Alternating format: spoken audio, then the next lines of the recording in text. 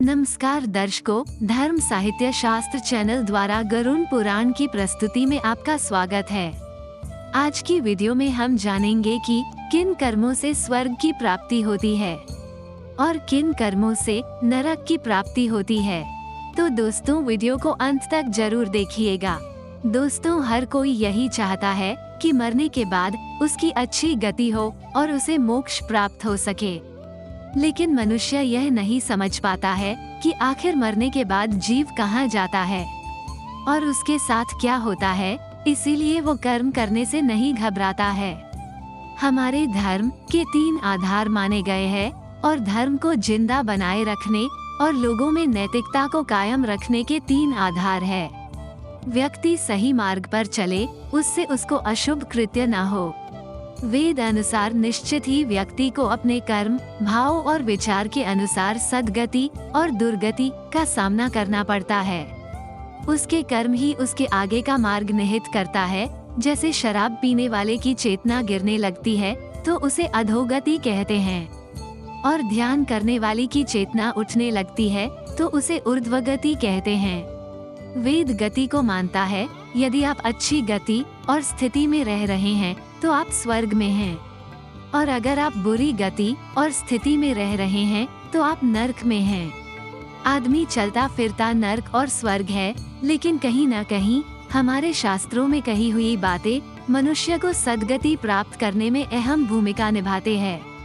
तो चलिए, सबसे पहले हम ये जानेंगे कि कौन से कर्म करने पर मनुष्य को स्वर्ग की प्राप्ति होती है।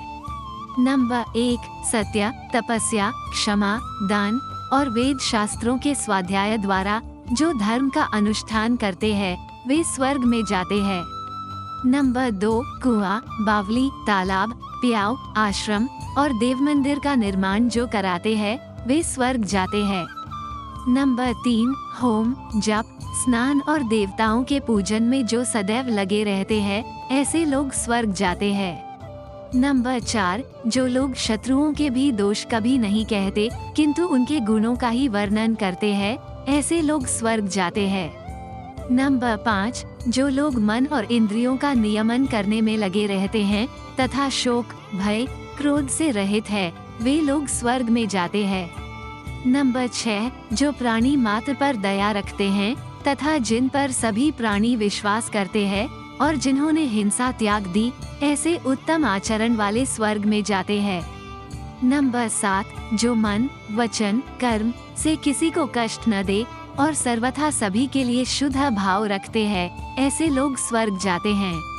नंबर 8, एकांत स्थान में मिली हुई स्त्री को देखकर भी जिनके मन में कामवासना का आगमन न हो वे स्वर्ग जाते हैं। नंबर 9, ग्रह, अन्न और रस आदि को जो स्वयं उत्पन्न कर दान करते हैं ऐसे पुरुष स्वर्ग में जाते हैं। नंबर 10, जो लोग स्त्रियों को माता, बहन और पुत्री के तुल्य देखते हैं वो स्वर्ग में जाते हैं। तो दोस्तों, हम आपसे यही कामना करेंगे कि आप जितना हो सके उतना अच्छे कर्म करें और धर्म के विरुद्ध कभी भी न जाए।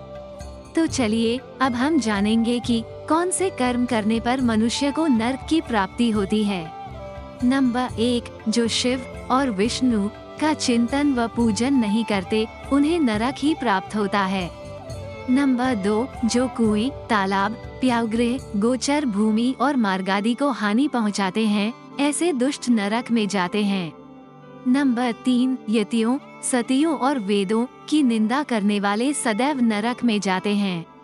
नंबर 4, भूख प्यास से थककर जो याचक किसी के घर जाता हो और उसे वहां से अपमानित होकर लौटना पड़े तो ऐसे याचक का अपमान करने वाले नरक में जाते हैं। नंबर 5, अनाथ, कृपण, दीन, रोगी और वृद्धा पर जो मूर्ख दया नहीं करते वे नरक में ही जाते हैं। नंबर 6, दूसरों के सामान को हड़पने वाले, दूसरों के गुणों में दोष देखने वाले तथा दूसरों से ईर्ष्या करने वाले लोग नरक में ही जाते हैं। नंबर 7, जो अपनी पत्नी, बच्चों, नौकरों और मेहमानों को खिलाए बिना ही खाते हैं और पितरों तथा देवताओं की पूजा को छोड़ देते हैं ऐसे लोग नरक में जाते हैं।